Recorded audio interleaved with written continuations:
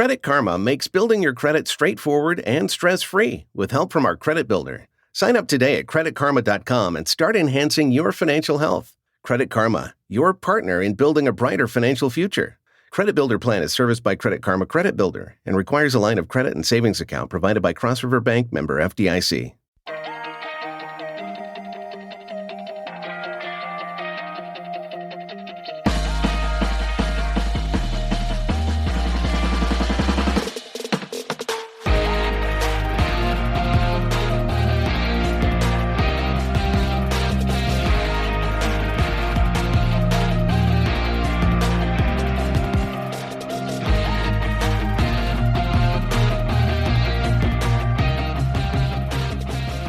And welcome to Criminality, the podcast where we know loving reality TV isn't a crime. Rebecca, nice to see you.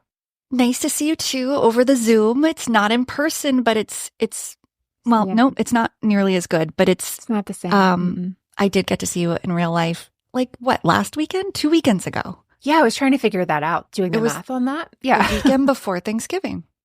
Oh, 2 weeks yeah. ago. Yeah. Wonderful time. You know, I gave it a 10 out of 10. Perfect trip. I loved it. You were concerned about my everything. Uber. Yeah, everything. And I had such a good time. I was totally fine.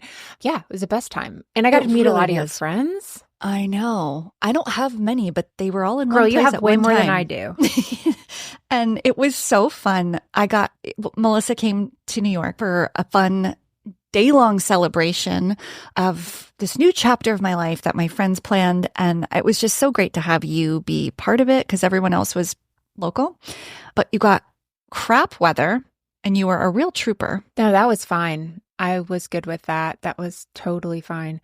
But it did preclude us from stopping at the Scientology Center, even though we were a mere 2 blocks away. No, it crossed my mind, but there was no way we were doing anything extra because that was Friday night that we were really close to it when we went to the play. Mm-hmm. And I'm like, we can't detour. It was too crazy. No, it was so nice. And your friends, Kathy and Nadine, put it on. I hope I can say their names. Oh, yeah. Because they're so great. All of your friends were wonderful, but I guess I was around those two probably the most. Yeah. And it was just awesome. I'm in a text thread now with you and Nadine. I know. About reality TV stuff. It's all my dreams have come true. Yeah, all my worlds are colliding. And, I have that casual low-key fear that's I hope they don't start texting Melissa over me. I'm getting to that part where I'm like, what if Nadine goes to her first before? I don't think it'll happen. But if it does, hey, we're all in this together, I guess. Or not. Maybe I'll be alone in it. And then that'll just be my cross to bear. Best weekend ever. And, I'm always happy to record with you, but hanging out is always better too. It was a lot of fun. Great times, great food, great gosh. I don't know what the saying is, but it was so much fun. And okay, last thing, I'll stop talking about it. But your friend Nadine made a little video of the whole thing. Oh my gosh. And it was so sweet. It made me emotional. I'm like, you've known those people for 5 minutes, Melissa. Calm down. Oh my gosh. It was very sweet. It was so, so sweet. And also, maybe we should just talk for 1 second about how basically we had a cult moment. Okay, Rebecca. The sister you can pact. lead and speak about it. Yes, go ahead. Well, what started out as a art exhibit, interactive sort of situation, it's called Luna Luna. If you're in New York City, check it out. It's really cool. I won't say too much about it, but there's some elements of it that are kind of surrealist and also performance art and kind of and weird. Melissa avoided those areas like the plague. Yeah, Melissa was out of her comfort zone. And we stumble into this little chapel of sorts, and there's an officiant and people are getting married. It's not real. There's no binding contract, but any two people can stand up and make a commitment. Well, Nadine, aforementioned Nadine, goes ahead of me and says, we're here for my friend Rebecca's divorce party. And so wasn't sure how that was going to fit in with the marriage ceremony, but she said, Rebecca can come up and marry herself or her future self or whatever. And then it turned into we all married each other in a sister friendship pact. It was very kind of sister wives meets NXIVM meets. It was heavy NXIVM. It was there was more NXIVM than anything. Yeah. I tried to stay out of it as long as possible. Melissa's I'll film on your phone. And she removed herself, and then we all basically bullied her into joining. No, everybody was nice, but I was I don't want to look like a stick in the mud, but also I don't want to join a cult. But also this is Rebecca's day, so I guess I'm joining a cult. And it was the picture from that is great though. Like I've never looked better. So I was like, fine, I'm in a cult. The picture's very Midsommar. We all have like flower crowns on. It's amazing. And Melissa's commentary can be heard on my phone as she's recording us. And it's basically all I could ever want. And we're married and it's binding in the state of New York, or at least in the Luna art exhibit. Yeah. Well, I'm never going back there again. So Perfect, So it's not free to enter. So it's a one and done. Yeah. It was awesome though. It really was. Thank you so much for making the trip. And now please regale me with a story because I think I know who it's about, but I don't remember the clues. Okay, let's do it. So last time I gave you the clues. Ryan Seacrest. Right. Bill Cosby. Tyra Banks. Right. And I went down a weird rabbit hole thinking a musician, but I think I landed on a model. You did. If I wanted to add a few more names to this, for those of you who aren't getting it, even though it's in the title of this show, I would give you names like Mick Jagger or Sylvester Stallone. But no matter which name I give you, the only name that really matters this week is the name I didn't give you. And that, of course, is the name of the self-proclaimed first supermodel, Janice Dickinson. Yes. Rebecca, feelings on Miss Dickinson prior to beginning this episode? We have not covered her per se, but she's come up on, I'm sure, Celebrity Rehab. I realized that was the episode where we talked a lot about her, and probably on the Tyra Banks episode. But I'm worried. I'm just playing stuff from. No. That's the way it was in my head. No, that stuff was in our head because that stuff happens in real life on television. But what you said that she said about being the world's first supermodel, I that's like what I associate with her always and forever. Right. And I'm like, have we fact checked that? I do think she was one of the originals, but I'm always like, that is interesting and bold. Yeah. But I'm excited. But whether she's claiming to have coined this term or feuding with A-listers or stirring up drama in courtrooms, Janice is never boring. So today, let's take a little look into her life and her, creative approach to the truth. Though Janice was born in Brooklyn in 1955, she was raised in Florida and grew up in what she described as an abusive household. So we're starting it off strong with just sadness. Sorry about that. She describes her household as being chaotic and tough. And so it's not really that weird to see her upbringing shaping her with this brash personality, very rough and tumble. Nothing seems to get her down and nothing seems to bother her. At least, I guess that's like maybe her persona, but it's obviously likely a defense mechanism of some sort. So there is this article from 2006, and she's talking about when her dad died, who she says he was like a rage-filled pedophile, basically. But here's, from the article titled, "Supermodel Janice Dickinson may have facilitated her father's death." Facilitated. It was a corporate death. So here was the quote from it. She said, quote, "When he was on the way to the hospital, I tossed his medication out the car window and didn't tell the doctors. Maybe I wanted to kill the abuser." Oh, wait, she put that where? It was in an article. So she quoted that so that it would be on imprint on paper. Somebody asked her, "Hey, family life, how's your dad?" "Oh, my dad's dead. Also, I facilitated possibly his death by throwing out his heart medicine and not bothering to tell the doctors." Oh, wow. What a choice. I know. But she said basically he abused her all the time. And she said, "I think if you abuse a child, your balls should be cut off. You should be castrated immediately." End quote. I'm not going to argue that. I'm not saying anything. Yeah. No. So Janice is another tall lady. She's 5'10", which absolutely helped get her into the modeling world back in the 70s. She has this incredibly bold look for the time. She has this dark hair, very strong features, charisma really that doesn't quit. So she really takes the modeling world by force. And by the 80s, she's everywhere. She's in Vogue, Harper's Bazaar, Versace, Valentino, other things I can't pronounce or will not even be attempting. Although she claims to have coined the very word supermodel, as you were mentioning, dictionary.com says that's a lie.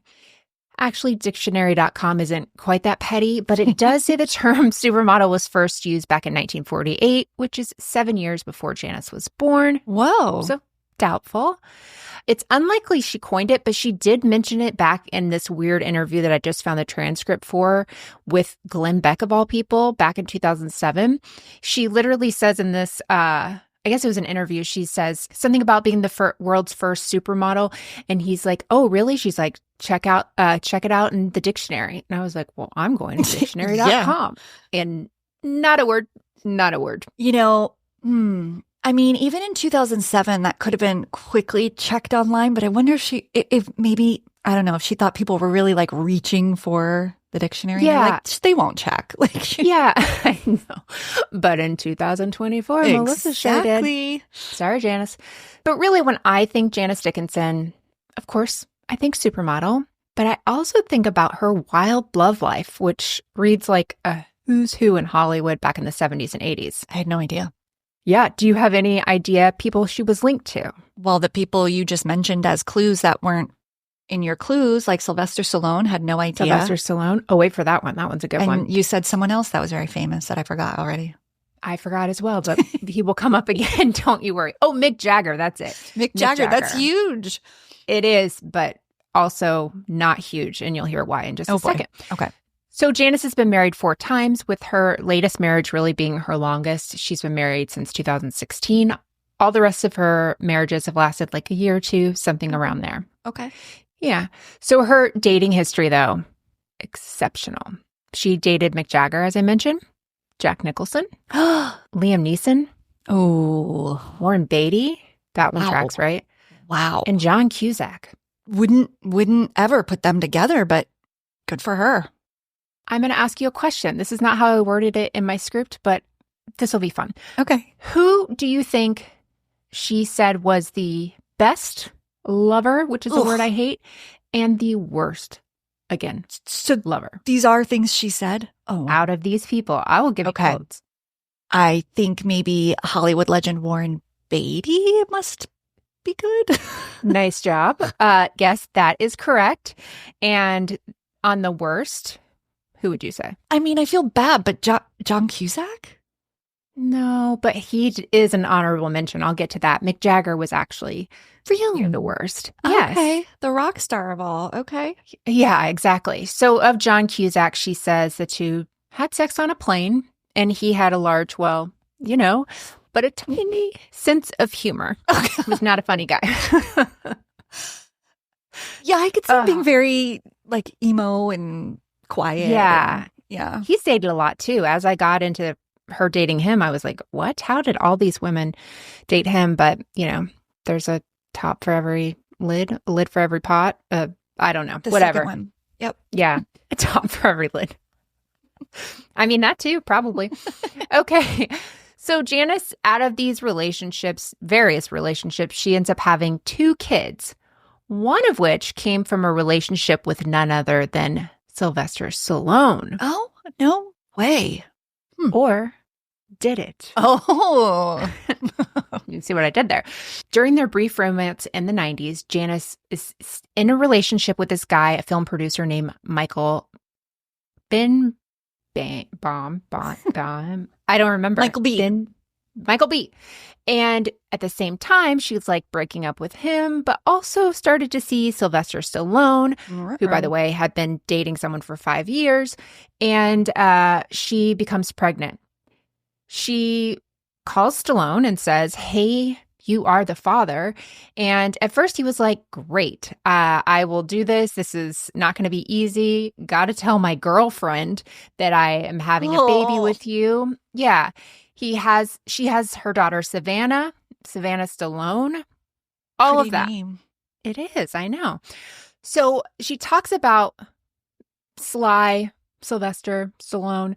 She said, quote, I called Sly and went over to see him. We had supper and made love. He'd improved considerably since our brief debut. And then when he finds out about the baby before the baby's born, he asks, how do you know it's not Michael B's? Mm-hmm. She says, well, I didn't. But in all honesty, deep down, I felt the child was Sly's. That you can take to the bank. Yeah. An interesting thing about this woman that he was dating, by the way, he recently got divorced. I don't know if you knew that, like 2 years ago, but he was married to this woman for 22 years. And it's the same woman that he cheated on and thought he got Janice Dickinson pregnant during that time. So they broke up. At that time, he was a girlfriend. She was the girlfriend. Yes. But they ended up together and married for a long while until just recently? Yes, until wow. 2022. But would you like to know how he broke up with her? The wife? Like at the time, like back years and years ago. Yeah, I do. I don't have a guess. Via FedEx letter. No. Yes.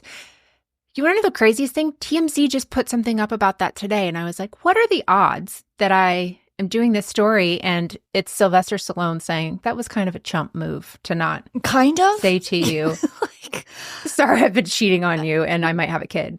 Was this like early 2000s? When is this? 90s. That's like the 90s breaking up by text. It is, but like more effort. But harder. Yeah, exactly. More intentionally rude.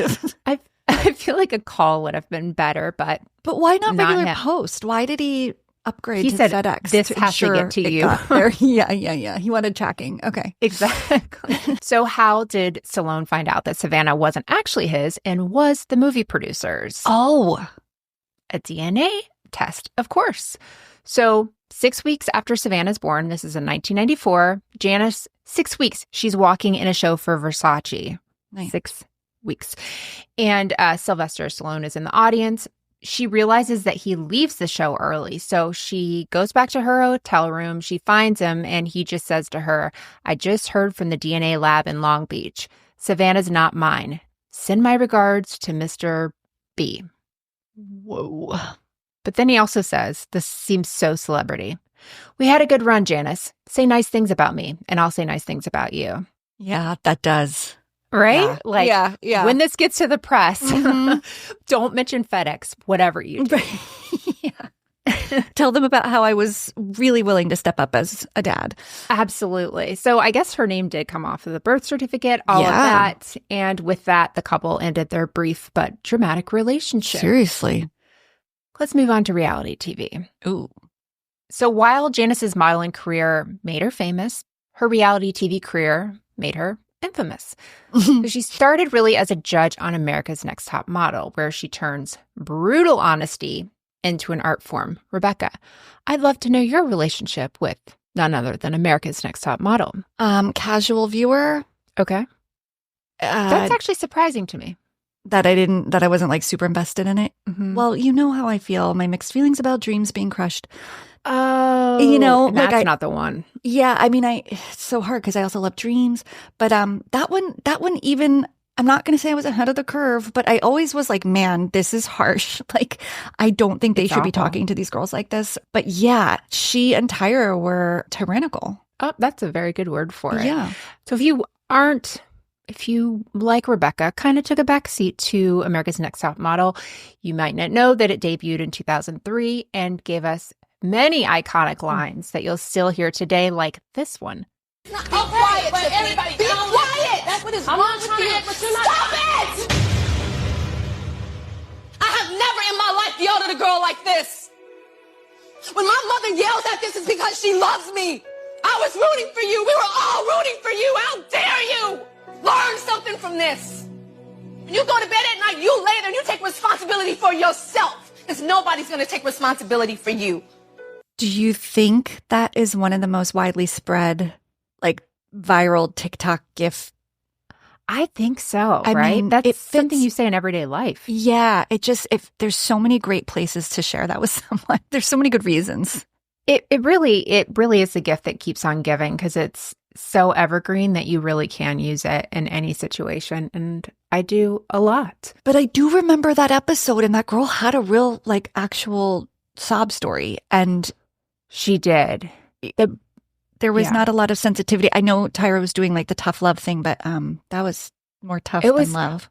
I watched a longer clip of it because I forgot kind of what was leading up to that. And I guess they were having her read a script and she really was struggling with it. And then I think she got angry that, like, you know, wasn't going well or whatever. Yeah. And then, you know, you can't talk back to Tyra. No. God forbid, but she can say whatever she wants to you. So it was very unfortunate and sad. And I hope she's okay with being a viral star because I love it. Yeah, I feel like she was homeless and like didn't have heat and lived with her grandma. No, I didn't remember that. Yeah, I think there was actually like like she lived with her grandmother because she didn't, I don't know. Okay. And there was something about not having heat and like, I don't know. I don't know. I was casual watcher. I don't know what I'm talking. I'm just here for the memes and you're like hearing all their backstories. I'm a monster. So Janice is one of the main judges on the show for the first 4 seasons and later comes back to guest on several episodes.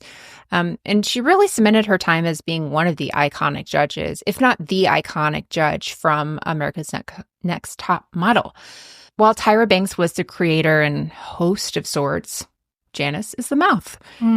Janice claims, though, that she wasn't actually as mean as she was being portrayed to be. And a lot of how she was acting was actually in response to how Tyra acted towards her and the other judges and the contestants, which doesn't make sense to be like, hey, fatty. And I'm saying that because Tyra Banks was just mean to you. That doesn't make sense. No, but she's definitely, there's a little bit of revisionist history in her story, I think. Not totally, but in this part. Recently, she did a podcast interview and she said, quote, Tyra's a tough businesswoman and she does great TV. I respect her as a woman. I've said some pretty bad things about her in the past because I'd been fired and I was very hurt that I'd been fired. So I acted out.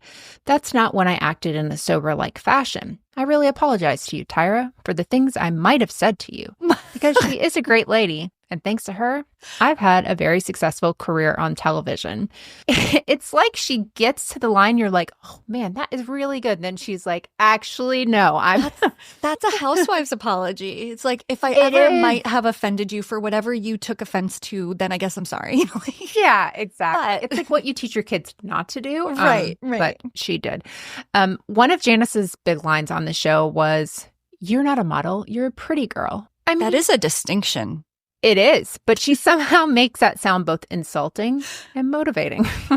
And if I heard it, I'd be like, thank you. I know. I don't know. I think I'd be just so glad she thought I was pretty. I would have ignored anything else. I'd be like, absolutely, thank you. But no one's ever accused me of even pretending to be a model, so. I get basketball player. That's the only thing I've ever gotten. And that's not true. You took pictures. You were pursuing it because you were tall and blonde and pretty, and don't even pretend. Oh, no. It was because I was tall.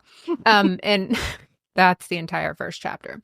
Okay, so later she would say that she was important to not only the show's success, but also to the modeling world in general. And I have another clip. Being on America's Next Top Model was contagious. You know, I knew what I was talking about. I was the only person on the show that knew what they were talking about. The rest of the judges just yes, Tyra to death. And I would sit there and go, no, wrong contestant, wrong color of the skin, wrong. You need more diversity. You need more Black girls. Could you say that? I did. We need more, Asian girls. We just need more to see what the world actually looks like and how it does exist in the modeling world. At that time. Yeah, everyone was blonde with blue eyes, right? Yeah. So it's really evolved. It has. And now you see all these little girls, even the fill-ins for J-Lo, they all have like exotic looks. And I look at that and I think,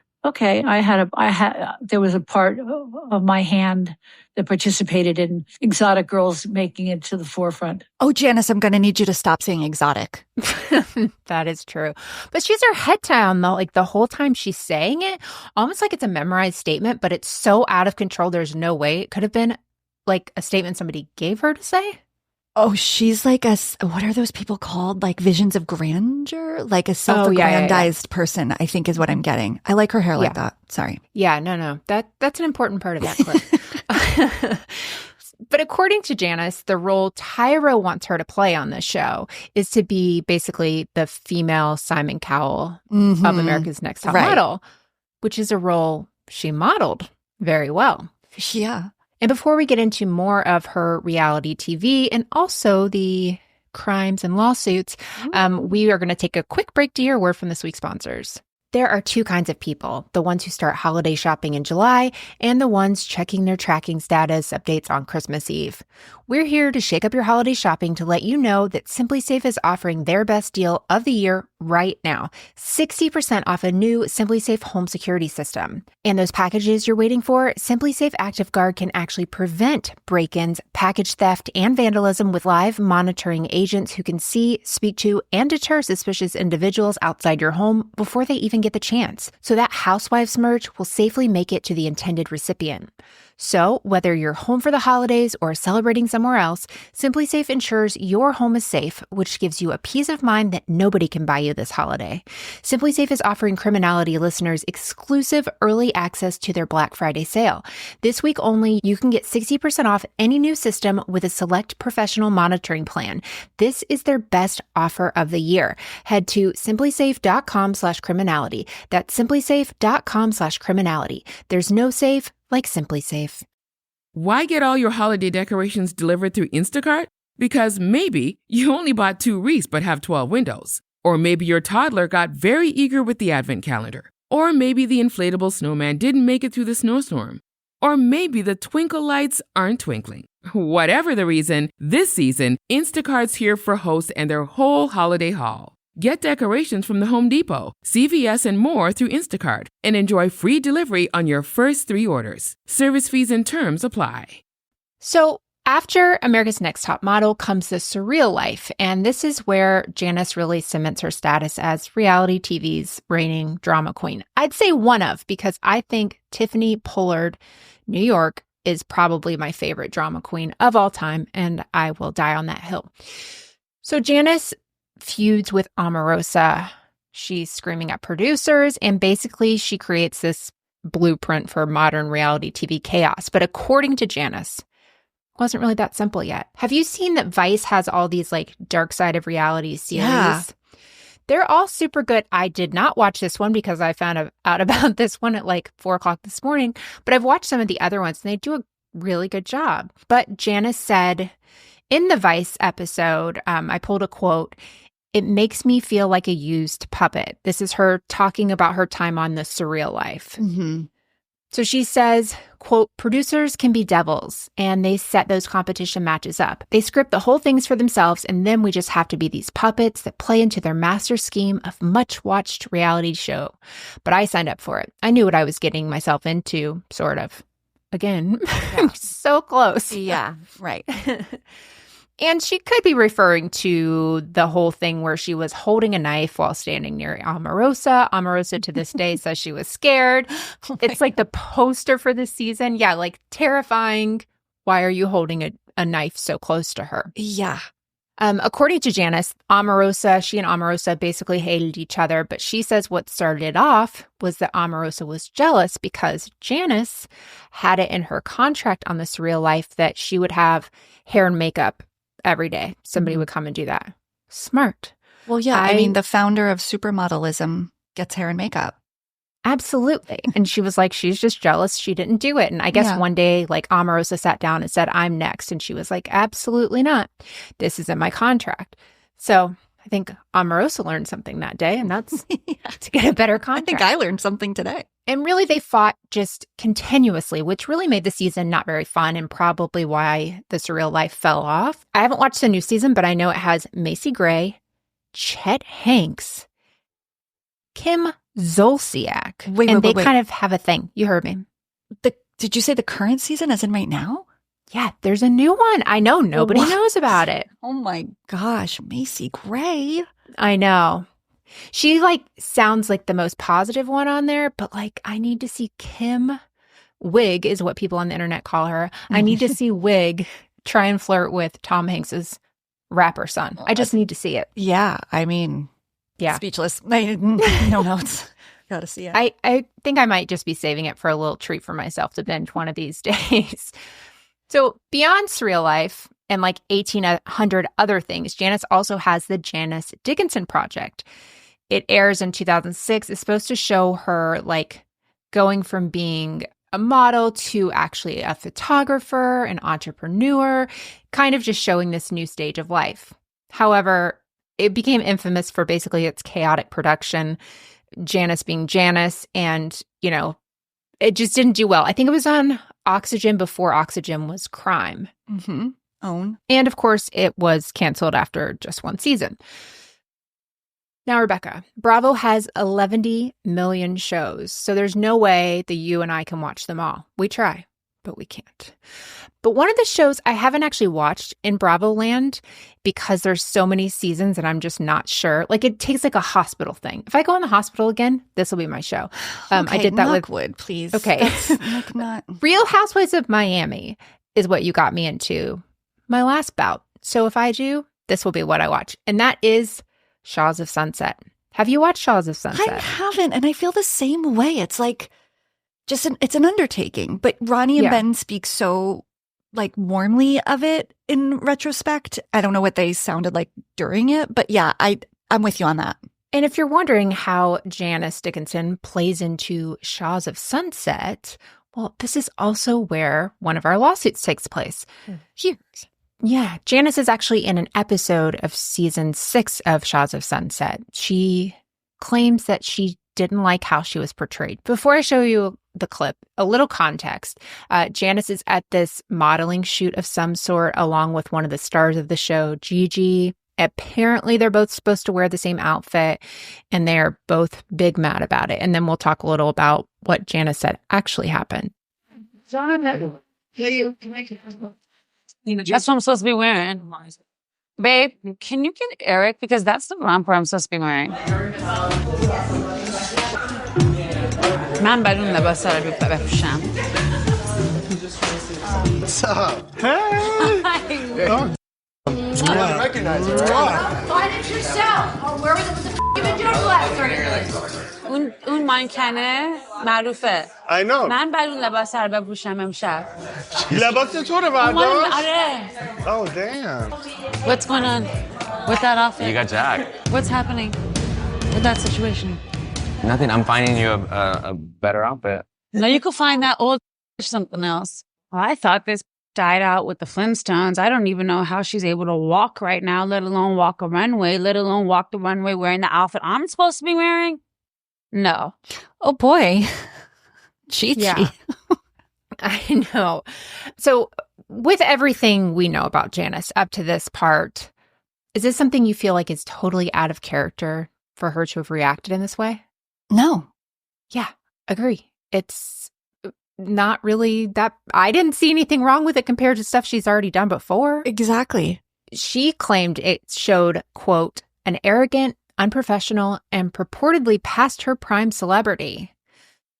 And she was not happy about it. She was so not happy about it. She actually filed a lawsuit against Ryan Seacrest Productions. There's your clue, Ryan Seacrest. Wow, nice one. Yeah, he produced Shahs. It sounds like there's not been one TV appearance she's done that she's been happy with her portrayal. Like, at some point, I wonder if it's like, you know, the calls coming from inside the house. But go on. Exactly. So according to Janice, she said she was edited to look like she stole this romper, which, in fact, she said she didn't know that was planned, that when the guy says, you got jacked in the clip, she claims this was all made up for drama. So she says for her side, she was just wearing this romper, had no idea somebody else was supposed to wear it. She also claims that someone forged the signature on the release between her and the production company because she never agreed to be on the show. And of course, that's because Janice Dickinson says she does nothing for free, and her fee is normally $75,000, and she received nothing. Nope. All that to say that Janice isn't a fan of Shahs or Ryan Seacrest, and they likely aren't fans of hers either. The judge literally says you don't have a case and throws it out. There's nothing that comes from that, but like, weird. I don't know why. I was just like, why would you? Of all the times, you've done so many terrible things. This is the one? Yeah, it is odd.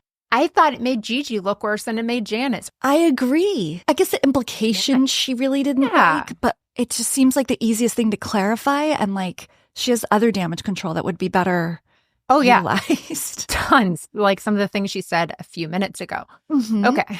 But there is another big lawsuit that Janice was a part of. And it actually helped lead to the fall of one of the biggest comedians and actors of all time, Bill Cosby. Oh, no way. Interesting. Yeah. Okay. Mm-hmm. So I don't want to get into too many details because it's obviously extremely disturbing, but I think many of us know, or at least have some knowledge of the Bill Cosby accusations. The first trial was actually a deadlocked jury. So it's going to go back to trial. And this time in 2014, Janice comes forward and she tells her story regarding Bill Cosby. She ends up going on to take the stand as a witness for the prosecution in Bill Cosby's retrial for his rape case. She's actually flown to Pennsylvania when this case takes place. She's given round-the-clock police detail, basically, like outside of her hotel room. And she said that she decided to come forward after all these years and after this first trial because she said these victims are brave enough to come forward and tell their story, so I feel like I should as well. Wow. She says before the trial, I think in like a taped interview, back in 1982 or 1984, I saw both dates, so I'm not sure which one it was 100%, said Bill Cosby has this house in Lake Tahoe, and for whatever reason, she's there for a party, something like that.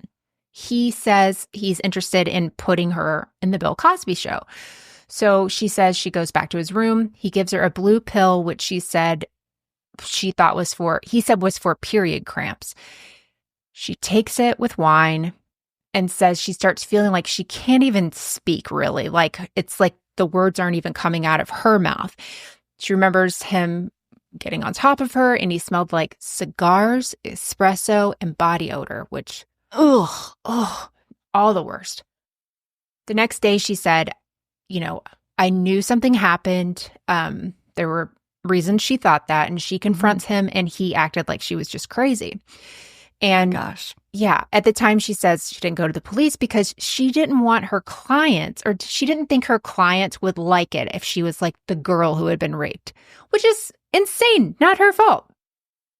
I know, but like that's what so many women thought and continue to think, is that somehow this will cast me in an unflattering light instead of shining light on the crime perpetrated against the victim. It is so upsetting to hear.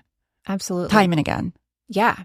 So during the trial, Bill Cosby's defense takes Janice's memoir. She wrote 2 books. One's called Everything About Me is Fake and I'm Perfect, I think is the name of the first one. And then there's another memoir called No Lifeguard on Duty. So during the trial, Bill Cosby's lawyer brings it out and reads from when she had this published in 2002 about her encounter with Cosby, how she claimed it happened then. Oh. So she says in this book that she had rebuffed Bill Cosby's advances in Lake Tahoe and then, quote, popped 2 Quaaludes and went to sleep. So she doesn't talk about this encounter in the way that she's now saying. Of course, the defense's job is to discredit Janice, and they wasted no time. But Janice says, quote, it's all a fabrication, and that's her talking about the book, because I wanted a paycheck for my kids. She also said that her ghostwriter took some poetic licenses with her life story in the book. But Bill Cosby's attorney basically said, oh, you were trying to make money, so you just made things up to get a paycheck. Well, the thing about Janice is she's not going to be told something like that. She's not going to be spoken to that way. And she said, quote, they weren't there, I think meaning the jury. You weren't there. I'm telling the real story. I put my hand on the Bible and I swore. I wasn't under oath when I wrote the book. Later during direct testimony, she said she actually cut the assault story from her book after her publisher, Judith Regan, said including it could ruin her career. Wow. I believe that. Absolutely. And I bet that modified version of the encounter was like the compromise of like, for whatever reason, to the plot point, meeting Cosby was important, probably to the story somehow. So they included this like modified neutral version of it. That totally, and she was probably going to take that to the grave, like what really happened. Until the whole other women came forward. Yeah. Before we get to what the conclusion of that case actually was, let's talk about the lawsuit that Janice was involved in with Cosby during this time. So in 2015, Cosby messed up. Rather, his attorney messed up. It was at this time that his attorney calls Janice a liar. So she's gone on the news and said, you know, he did these things to me. And his attorney, Cosby's attorney, literally said, she's lying. Well, her attorney, which is Lisa Bloom, which we know Lisa Bloom from Court TV, that sort of thing, said, quote, calling Dickinson a liar is a defamatory statement under the law. And that's the mistake Bill Cosby made. Whoa. Yeah. She went on to say it was too late for her to sue for rape or for drugging. But once he, through his representatives, called her a liar, she had a fresh claim for defamation. And that's the lawsuit we filed today. Wow. Pretty bad when your attorneys burn you in that way, right? Yeah. So the case ends up being settled with his insurance company, which is AIG. Of course, we don't know how much, but we know Janice won, and her attorney said it was for an epic amount. Yeah. So 6 other women also filed and received some sort of settlement, although we don't know for how much. And it was Bill Cosby's insurance that paid it out. But back to his actual criminal trial, he was convicted in the second trial of aggravated sexual assault against Andrea Cosland and was sentenced to prison, where his conviction was vacated in 2021. I know. Flabbergasted. On the basis of his 5th and 14th Amendment rights being violated. Unreal. I remember doing an interview about this on my other podcast, my previous podcast, because I was like, I need a lawyer on here stat to make me understand what happened, because I couldn't understand it. I still don't, even though I was going to say, did the attorney help? Yes, at the time, but I don't remember. I think I'm just still seeing red about it. It's unreal. That's where his attorneys, I guess, came through, though, because that's why you pay him the big bucks. Ugh. So, Rebecca, where's Janice now? Yeah, well, don't know. Yeah, Tell she's me. still married to her 4th husband, Dr. Robert Gerner. She lives in Los Angeles, and surprise, surprise, she's a TikTok star now. Oh. Yes. She gained a new audience by critiquing model walks and sharing hilarious stories. So people will do a model walk, she'll stitch it and critique them. And it's not as brutal as she used to be, but I have one that I wanted you to watch that I thought was funny, just her commentary. This is so strange. She's modeling like a robot, and there's really no flow to any of her poses. It's kind of scary. I don't suggest this to anyone learning this type of technique. I'll give her a 5. Okay. I feel like that lady was doing something very specific, like maybe those were still shots and it wasn't like a model walk, but right. You, Janice. I know, and she will. So as far as TV, in 2023, she appeared in I'm a Celebrity South Africa. She did leave early due to an injury. She's also become an advocate for sobriety and cancer awareness after she had breast cancer and went through the treatment and survived. At 69 years old, Janice is still bold, brash, and as unforgettable as ever.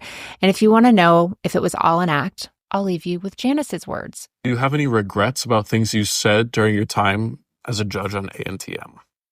No, it was acting, and that's that. So it was a persona. She was kind of just playing a caricature of herself. Sure, but I feel like there had to be some truth in that, because that's wow. Well, I think it's like a retroactive, of course, response to her being herself. But she's like, oh, no. That was just like a shtick. That was like my character. It's like, how did you guys are you guys just now not understanding this? Yeah. Crazy. Convenient narrative. She shuts it down so fast. She's just like, it was an act. Bye. Yeah. And goes on to the next thing. So it's good. Yeah. So anyway, that is Janice Dickinson in a nutshell. I'm amazed at the Bill Cosby part. I read a book about that. I followed that case closely. I don't remember Janet's name attached, but that doesn't mean I didn't read it. So that's really interesting, because that's such a real and deep experience. And then everything else is just so like surface level nonsense with her. Right. But humans are, complex, and Janice Dickinson included. Do you know what it made me think of, though? I know you're not watching the new Roni reboot, but absolutely not. Mm-hmm. Last night on the most recent episode, Brynn has a book deal, and her book agent / ghostwriter, I'm not sure, came over to talk to her about it, and they're including her story of sexual assault in it. And it was actually a very serious scene. And it's just so interesting now in 2024, it would be like you wouldn't think twice about including that. And in fact, the ghostwriter's like, this is going to help so many people. And this is like the only way to tell your story is to include it. And it's just interesting to hear how it went with Janice 20, 30, whenever her book was being written, like the changes. That makes me hopeful for people and for women and for victims and survivors. But Janice. Oh, Janice, indeed. Janice, but Rebecca, indeed. I am happy to pass the torch to you. But first, I would love to know what it is you're watching. Oh, gosh. Yeah. Okay. So this is not a cheat, but I'm almost finished with it. I'm not done. And I am channeling my inner Melissa because I'm ready to jump ship, but I want to finish it because everything I'm hearing, which is a lot about this, is great. And I want to get it and I don't yet. Okay. Netflix. 1970s game show. Oh, the dating game killer? Is that what it is? Yes, but it's called The Woman of the Hour. Yes. Or Woman of the Hour with Anna Kendrick, who starred in and directed it. Yeah. And did you watch it? Mm-hmm. I did. But it was about a month ago. What'd you think? I thought it was really well done. I was really interested in how he got caught and the similarities between, I guess, the real story and how this young girl was able to really compose herself in a way to help get him caught.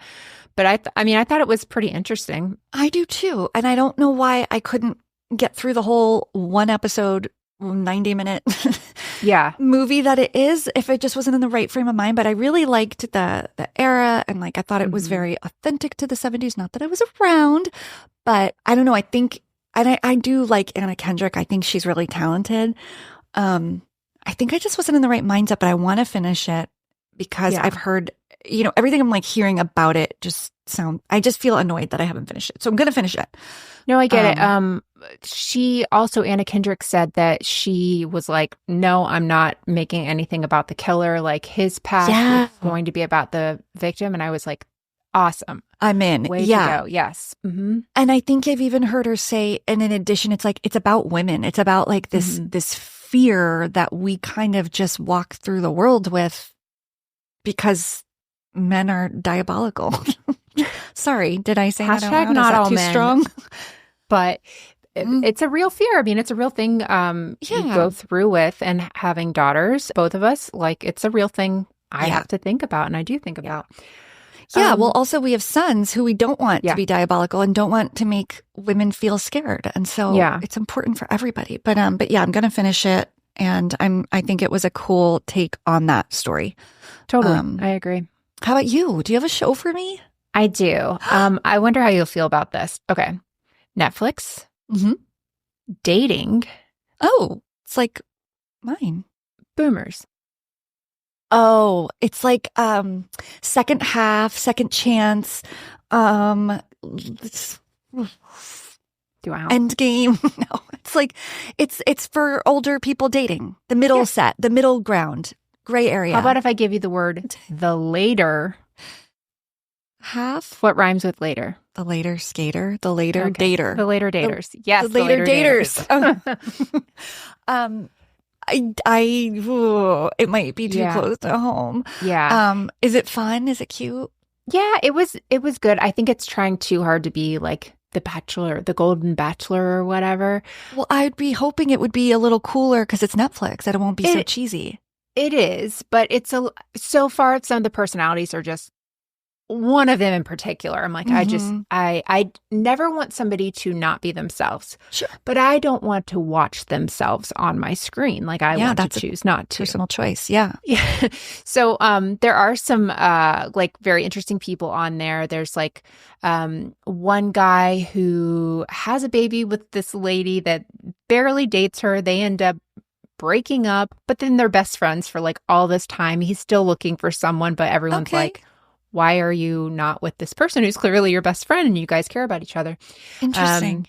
One lady, I really liked this. She was saying that her husband passed away and they have kind of like a dating coach of sorts on there, which I wouldn't want a 30-year-old telling me how to date, but that's just me.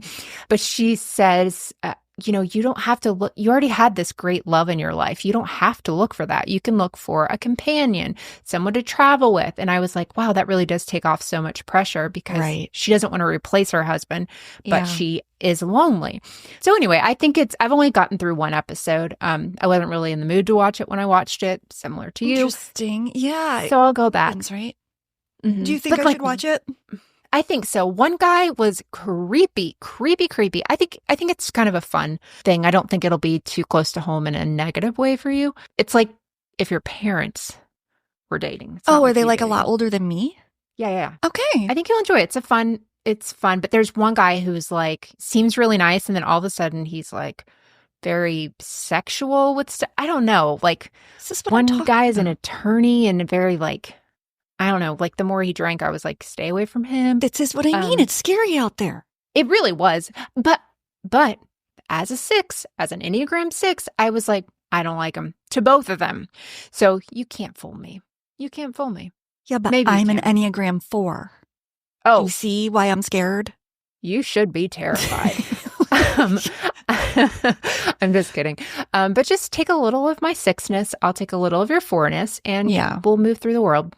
I mean, the good news is we've both done a lot of true crime work over the years. I do know how to search someone and I can see if there's active cases, criminal or otherwise against them. If I do decide to go out on a date with someone, there will be some vetting. So thank you. Thank you. Great. We need that. Rebecca, what is it we're doing in 2 weeks, which is right before Christmas? Yeah, it's right before Christmas. So I had an idea that we could maybe do something fun, like a Christmas themed recap. And I think we'll keep it a little surprise. Do you want clues on what I think it should be, or should we just surprise people? You can surprise people, but it's around Christmas, the holidays. Yeah. Mm-hmm.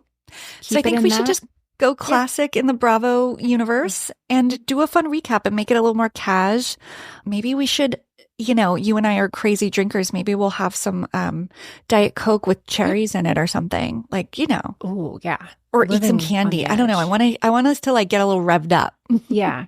I have to stop eating Rice Krispies. I will not have that. I've had like Rice Krispie treats today. Yes. I forgot to say treat. You're not just eating bowls of Rice Krispies because that would be psychotic. But it would be a lot healthier. So let's do that. Let's do that fun. in 2 more weeks. Yeah. Perfect. Sounds like a plan. Great. Okay. Amazing. You know what to do. You can find Melissa on Tuesdays, Moms and Mysteries. I'm doing some stuff. Just maybe go to my website, or you know what? Follow me on Instagram. It's at Hi, it's Rebecca. Melissa's falling apart. She does not want me to put this out there. No, you can. It's just, we've gone from like, follow us on Instagram, follow us on TikTok, follow us on Facebook, follow us on Twitter, to you know where to go. You guys we'll see you in 2 weeks, let's be honest. But yeah, until then, thanks for listening and we'll see you soon. Bye. Bye.